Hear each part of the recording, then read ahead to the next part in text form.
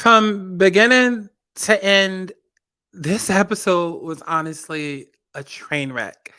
And I can't even think of nothing clever or funny to say. This episode was just a mess. And we need to get into it. Okay. We need to get into it because a lot has gone on in the episode. A lot happened. A lot happened. And it's been even more on social media. And I knew leading up to this episode that it was going to be a hot mess because those of y'all that's on TikTok, y'all saw Stunner's TikToks, you saw Tommy's TikToks, like, but it's getting even messier and crazier than I even thought. So, y'all want to talk about it? Like, we could talk about it. Let's talk about it.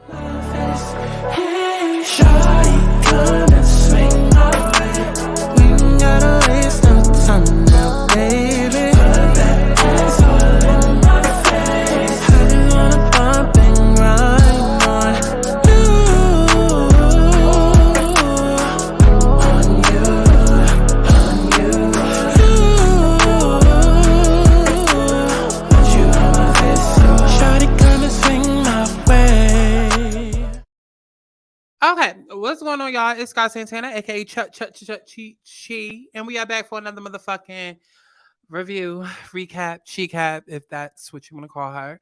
And this Baddies season has been rewarding. Baddies South kicked it up for me because Baddies, it was too much. I was over Sydney, okay, and then Baddies South, it kind of like upped the ante, and then Baddies West, it's been a ride. It's been a ride. It's been a ride. And honestly, when they dropped the trailer, I thought like it was gonna be so much more that was going on because all the girls kept saying, like, oh, like they didn't even show everything. So I'm thinking, like, oh, okay, like it's gonna be even more. And then now here we are approaching the end of the season, and then no, this is all it is. But it is a lot. It is a lot. It is a lot.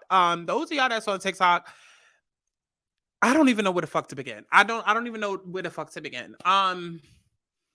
Let's just get the bullshit out the way. So we find out Tommy ain't really fucking with any of the girls, really.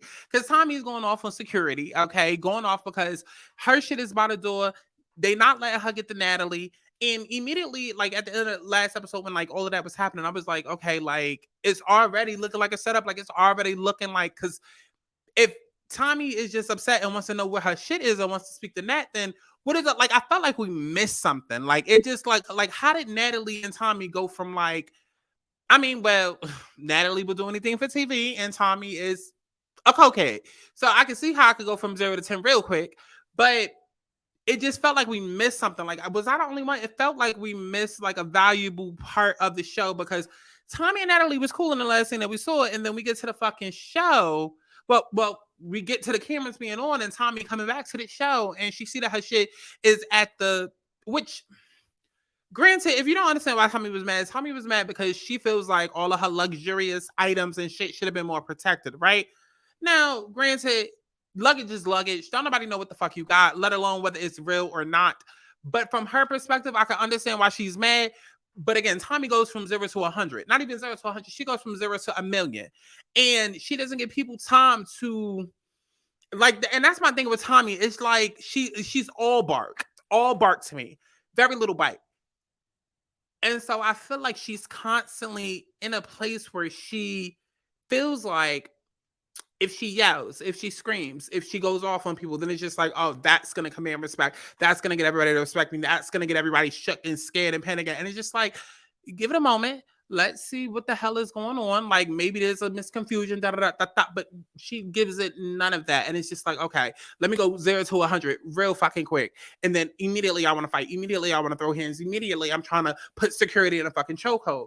And so I felt like there was something missing because it just did not fucking make sense how it escalated that quick. And she's trying to get to Natalie and not letting her upstairs to get to Natalie. That right there in itself is like a red fucking flag because it's just like, okay, well, why can't I get to Natalie if I'm just, maybe they notice her attitude. I don't fucking know. But that was a red flag to me.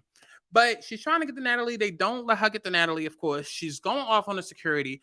And I'm just like, how are you this bold to like, and I kind of felt that way the first episode when she was going the fuck in and like throwing her panties on production and doing all like, how are you this bold against people that's there to protect you. And knowing that y'all fight every 2 to 3 fucking minutes, how are you this bold and don't give a damn so much to the point where you willing to fight the people that's trying to protect you? Like, it, like, I just will never get it. That's why I'm like, it has to be the fucking Coke. It has to be the Coke, because if I was security, I'd be like, hit that bitch. Get it again. Get it for me. Okay, like, like, I'm not going to say anything, because the way that you sat there and disrespect the fucking security and then going to expect them to turn around and look out for your shit, like, it's no wonder that your ship is at the door. But she pissed about that, and that's how the fucking episode started off. Natalie, of course, never comes down to come see her. And you got Stunner and Biggie. Well, it's more so a Biggie just going on and on and on and on and on and on and on. As she's been doing this entire fucking season about Stunner, and Stunner does not give two fucks, okay? But Biggie is so triggered, okay? And I looked at it like, okay, Biggie and Tommy, they both on edge right now because they are in Stunner City. And they know that all season they've been fucking with this girl. And now it's just like, okay, we in this, like, I feel like everybody in this goddamn episode was on edge, okay? I feel like if anything, the only person that wasn't necessarily on edge was maybe Krishan, but then she says that she's intuitive and spiritual. So, you know, that kind of maybe put her on edge. But me, I feel like everybody was on edge for a different reason or another. You got Tommy and Biggie on edge because they in this girl's city, and this girl can pop up with her people or set some shit up or whatever. Which is why I feel like Tommy pulled the stunt that she pulled at the end of the episode, because she wanted to have one up on her because she was already feeling that energy, right? And then I feel like the rest of the girls was on one because they coming from the Baddies, not the reunion, the fucking casting special that they did, but they showed they fucking ass. We talking about Rolly, we talking about Scotty, we talking about Jen. Like, all of them showed they fucking ass and was disrespecting the fuck out of all of those girls that was at those auditions. And now that we back in the city, it's just like, ooh, I don't know who gonna pop up to the, like, and I feel like production set that up. I feel like Natalie set that shit the fuck up. Like, I feel like all of that shit, like, this whole entire episode just felt like one big setup, and not in a typical Zeus type of way where it's just like, okay, like, clearly, because I already said it before. I feel like a lot of Zeus shows, like, this will never be Bad Girls Club. It will never be Bad Girls Club ever. And it will never match the production value of a Oxygen, of a Bunna Murray, of a, you know, BGC type of production, because they don't film 24/7. That's the difference between this and BGC. They literally have call times, and you can tell that it's just like, okay, we're filming a kitchen scene from 4 to 8, okay, and then boom, that whole conversation is going to be the entire fucking episode. Like, you can tell it's clearly set up in that type of way. But I felt like this episode, it felt very, there was a dark energy surrounding the entire fucking episode from the beginning to the end. And even now, watching shit on social media unfold or watching more of what happened that night, like, there's just such a negative just energy surrounding it. And it felt very calculated, it felt very dark, and it felt very almost sacrificial watching this goddamn episode. And kind of feeling like, okay, something's about to explode. And then even knowing like, okay, at some point, Stunner is going to get jumped. Like, what's happening leading up to that, right? And so, yeah, like, everybody was just on fucking edge. Everybody was on fucking edge. Even Stunner mentioned multiple times how she felt like she had to keep looking over her back and looking around her shoulders, and she felt uncomfortable. And then, like, when she noticed, like, oh, like, you letting this bitch and her friends up at the club. Listen, we might as well jump there now. We at the club, and Tommy pull up out of nowhere with 20 fucking niggas, right? 20 fucking niggas, got mad people in her crew, and they're letting her on stage, but they're not letting Stunner on stage with her people. And so already I'm just like, this is doing too much, because I love a good party. I love a good turn up. But looking at these spaces that the baddies have been in, I don't see where the fun is. I don't see where the excitement is. I do not see what the turn up is, because being in spaces like that with y'all cousins, I'm surprised that nothing has popped off yet. Like, I'm surprised that nothing has popped off before this. Like, I'm surprised that there were not more girls that came and went to those auditions that did not show up to each city, to each club destination, and try to fight all of y'all. Like, that's what I'm surprised. Like, I'm surprised it took this long for people from the auditions to come and want to get a piece of y'all and want to, you know, get their lick back. Like, I'm surprised at that. And it's crazy how nobody walked away on a stretcher or nobody ended up in a grave after the events of this episode, because considering how nasty and vicious these girls were at the auditions, I'm surprised, because I know Sana's boyfriend ended up like shooting bullets or some shit like that, but I'm surprised nobody's dead. I'm surprised nobody got shot. And so I know I'm all over the fucking place, but that's how this episode was. It was just all over the place. It was chaotic. It was dark. It was like, oh my God, like everybody was fighting left and right. Like it was literally like a fight, like every 2 fucking seconds, everywhere you turn. And I'm just like, okay, at what point is that little 1100 that y'all splitting? Okay, that a little, like, at what point is that worth it?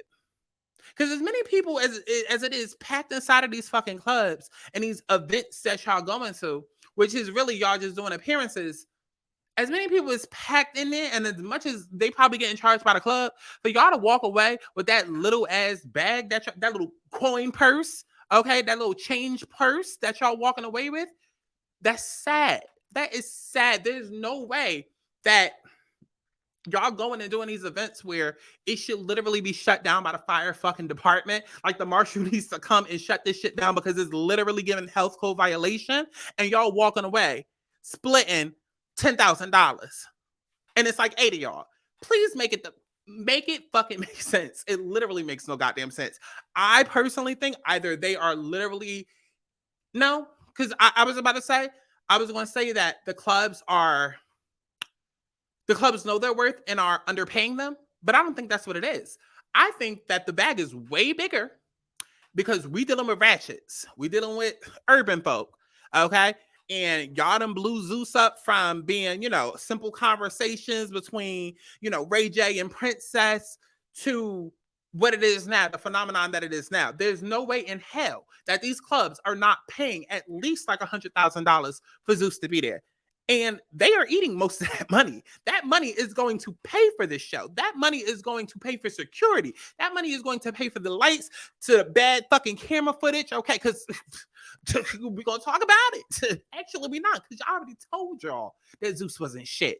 Okay, y'all paying and subscribing to this goddamn motherfucking network, and they couldn't even get the right footage and the right angles of what the fuck was really going on in the last 20 goddamn minutes of this goddamn episode. Okay, but they sitting there profiting and pocketing all that goddamn money. So even a couple of episodes ago, when they sat down and had the little round table discussion, I'm just like, y'all mad at the wrong people. Y'all mad at the wrong people. I'm sure Natalie know. Okay, I'm sure Natalie getting a big cut, but like, y'all mad at the wrong people. I would be fucking up Lamel. Okay, who always want to pop up with his face blurred out. Okay, but sat there on TGIF with Funky Dineva, Claudia, and Al, and said, "Oh no, he's here to uplift Black culture and Black people." But yet, anytime some shit go down, look where he at, running through the goddamn scene with his face blurred out. Exactly. Fucking exactly. So that's where all the goddamn money going. That's where all the goddamn money going. But I don't understand how they in this fucking club. It's packed as hell. And every fucking confessional keeps talking about how dark it feels, how negative the energy feels, and how his fights breaking out left and right. At what point do we say, okay, is this little 1,200 worth my life? At what point do we say, yeah, Lamel, I'll see y'all on the bus? At what point do we say, I'm gonna get an Uber back to the hotel? Okay, because this hoe want to be around to tell what the fuck happened. I'm not staying here. I'm not staying here, bitch. Okay, I will meet y'all back at the hotel. Okay, because if this hoe ain't around to tell what happened, that means I probably got shot. Okay, because there's so much fuck shit going on in here. And so it just was not making no sense. It's like every confessional was just negative energies and bad vibes and da-da-da-da-da. And Krishan's so spiritual. And listen, Krishan has not annoyed me just as much this season. I do appreciate the growth in terms of baddies, but in terms of real life, she's still an annoying piece of twat. So she still don't get a pass. Okay, I appreciate her growth on baddies, but she's still annoying. She's still annoying. And I don't want to see her come back next season just to do the whole, I'm not really here for fame, but yeah, I'm back for my 3rd fucking season and my 5th reality show. Okay, because even though she was a little bit more peaceful this season, it's majorly because the bitch wasn't around. Okay, she was in what, 3 out of 8 episodes? Like, okay, but everybody's talking about, it bad vibes and da-da-da-da-da, but they all stayed there. I know it was crowded up in that bitch, but y'all couldn't say excuse me and hop along your way? I guess not. I guess not. I listen. I mean, I know Rolly used to be on food stamps. I don't know her situation there. I mean, it looked like she eating good, so maybe she's still on food stamps. I mean, I listen, and that's not a slight, because I know plenty of people with money and food stamps. Okay, I'm a little jealous, but my point is, I don't know nobody's situation, but I could tell you that it wasn't worth your life. How many fights did you need to see before you said, okay, you know what? Because like literally, there was at least like 10 fights. How many fights did you need to see before you're like, okay, you know what? The next step above that is death. Okay, like guns gonna come out at some point. Knives gonna come out. Bullets gonna be throwing. Like, come on. You go to a club to throw ass and they throwing bullets instead. Like, no, that is not worth that little bag that they giving y'all out of the big bag that Lometta's pocketing. Okay, but that's pretty much what the fuck was going on. I mean, I know I skipped over the whole, the Stunner versus Biggie, which was really just Biggie dragging it. I appreciated Rolly in a moment where Rolly was going to fuck off. Like, they was all tired of Biggie. I think we all are. Okay, there's a small demographic of y'all that love Miss me no black, me no nigga. Like, y'all love her. I don't understand why. And y'all hate Stunner. And I understand why. Okay, like, let it the fuck out. Just like Biggie, let it the fuck out. Okay, because Biggie got her ass embarrassed. Okay, because all of them basically told her, and Rolly told her to her face, like, you sitting here capping for Tommy, but she don't even like you. She don't even like you, and that much was clear when we get on the bus. Biggie calls herself separating herself from the rest of the cast to kind of, talk to Tommy and be like, yo, like, mommy, how did I do? Because that's literally what the fucking conversation gave. And Tommy is basically like, bitch, if you don't get the fuck out of my face with this shit, because of course Biggie is sitting there crying like, oh, they saying like, you're not really my friend. And Tommy is like, bitch, believe them. Okay, and hung up. And I only thought that she said it in a commercial because it caught me so off guard. Like, I knew that Tommy, like, you could tell Tommy was done, because you could tell this was her last confessional, because she just had a stank ass attitude from the time it began. It was almost like she snatched security up and immediately they was like, okay, now go film your green screen, because she was just done. And so I was not expecting Tommy to go hard like that against Biggie, the same bitch who she's sitting there doing coke with every night. I ain't gonna say allegedly. The girls have said it. I didn't expect her to get so mad at her like that, but she did, and it turns out they're not really friends. But I mean, hey, and so we cut to Biggie crying or whatever. But I just found that hilarious. I did. Like, it was like pure pockets of comedy within this dark ass episode. It was like a dark comedy, okay. But like I said, we at the club and Sana feeling like she about to be set up, and she looking over her shoulder all goddamn night, just like, yo, let me get the bag, go. And what's crazy is the episode before. Because this is why TikTok is saying that Natalie probably set this shit up. Or they knew that some shit was going to pop off. Which I do feel like they knew some shit was going to fucking pop off. You can always set, like, I feel like, because, listen, y'all love to act like y'all so goddamn smart. And let's just ignore what I'm doing.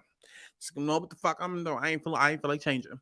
But y'all girls love to act like y'all know everything about reality TV. It's like one person says something, everybody adopts it as their language, and that's all you hear. Like, all y'all love to be like, oh, storyline. She ain't got no storyline. Why bring her back when she ain't got no storyline? She not even married to medicine, my dear. Like, and it's just like, because if y'all really was the girls that y'all think that y'all are by saying the same lingo that everybody been using, because you heard one person say it, not everybody jumping on the bandwagon, then you would be on and notice the deeper shit. Okay, you would know, like, when security beeps up, something's about to go down. When there's extra security popping up out of nowhere, more faces than you ever done seen, more people in production than you ever done seen, something's about to pop off. Last fucking episode, Natalie specifically says, and I forgot who she was saying it to, but she specifically says, and then my ears went up, like, my radar went off, like, because she specifically said to somebody, and I felt like it was Scotty, when they were talking about the views and this, that, and the third, we gotta get in, get out, and go. We gotta get the bag and go. And I'm just like, why we gotta get the bag and go? Because y'all insisting on y'all baddies, and y'all want to pop up to every hood, every urban hub. Y'all want to be with a real hood niggas at, and with the trap dealers and the scammers and all of that. I mean, because that's all the events that y'all been doing. That's all the events that y'all been doing. Y'all ain't been going to no gentlemen's clubs. No, y'all been going to where the real movers and the shakers is at, right? The real niggas moving weight, the real niggas toting guns. So why all of a sudden that we get to Oakland and it's like we gotta get in, get out? Why? Why? Because for you to even say that means that you felt something, you thought something, or you heard something. So why even make this a location? Set up from the fucking beginning. But then at the same time, I can't even necessarily be mad at production. I can also be mad at the girls because just like, what the fuck else was y'all expecting coming here? What else were you expecting coming here? It just, I don't know. This episode just did not make fucking sense to me, and it was very dark. And I enjoyed watching it, but it was very dark, especially as somebody that's very intuitive, very psychic, very spiritual. That energy left off the screen. And so ultimately, what ended up happening is that somebody threw a shoe at Krishan, and I'm not going to listen. I'm not going to lie and say I wasn't, a little bit joyed. Okay, because somebody been needing to get her. Somebody been needing to do it. I just don't like the fact that the little pussy bitch hid and ran. And then, of course, leaving the TikTok, we done found out who the goddamn girl is. I don't know if her page been discovered, but we definitely saw her little ass try to tuck away and hide. Bitch, if you're going to throw a shoe, then stand firm and tall in it. Okay? Like, they in y'all club. They in y'all city. Okay? This is the baddies, but y'all trying to act like you out baddie in the baddies. Why are you throwing a shoe and hiding? That's not bad behavior. Make it make sense. Make it make fucking sense. But she threw the shoe. Nothing really happened with that. At some point, niggas ended up getting fucking maced. Mace goes off. Everybody running. And literally the way that Zeus edited was like a motherfucking horror show. This episode was a lot. Lois narrating everything that happened. You got Stunner that has already left. She's outside. Next thing you know, Tommy comes off. Listen, y'all done seen the motherfucking episode. At this point, she got jumped. And, everybody online is like, oh, Tommy ain't doing things. Tommy ain't set it up. And then people want to keep bringing up what the fuck happened.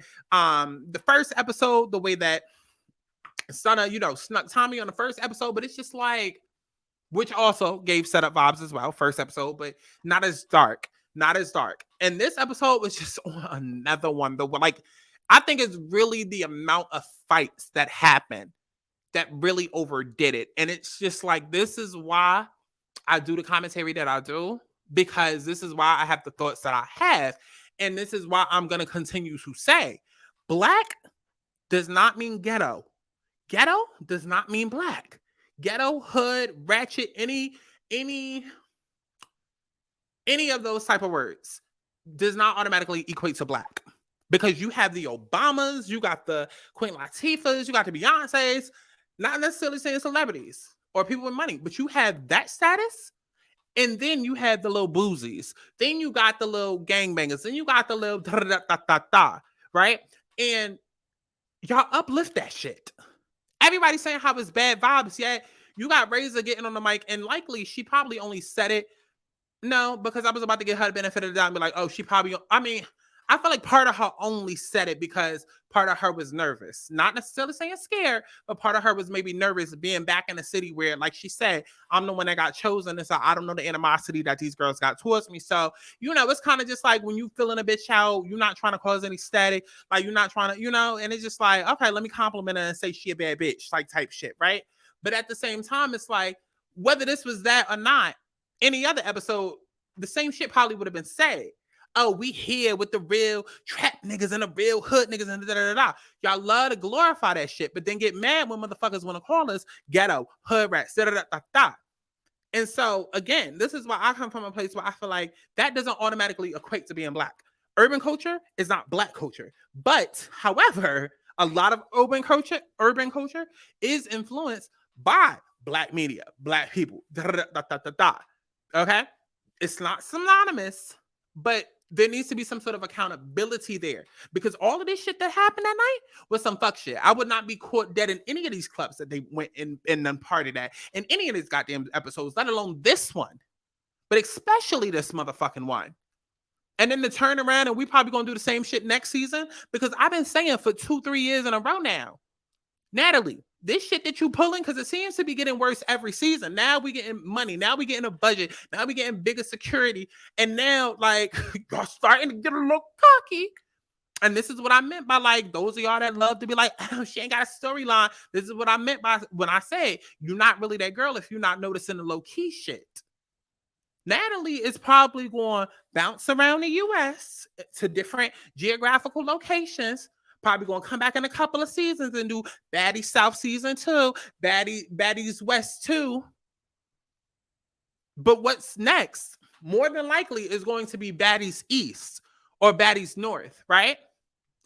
You are not coming to Philly, to New York, to New Jersey, to Baltimore with those antics and that energy and that mouth with any group or any cast of girls. There will be bloodshed. There will be people leaving out on a stretcher. There will be death.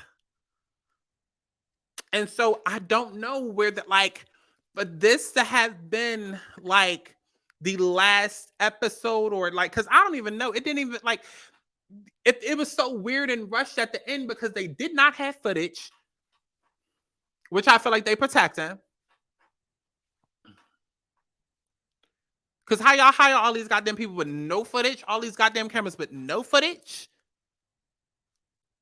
And then it was edited real weird because, you know, y'all, listen, y'all already know, like, they pocket all the money and then they skimp and cut as many corners as they can. So I wasn't expecting like a full preview, like a good quality, like edit, like other shows, like real networks. But how we go from all of this to now we on vacation and now we doing vacations on Baddies?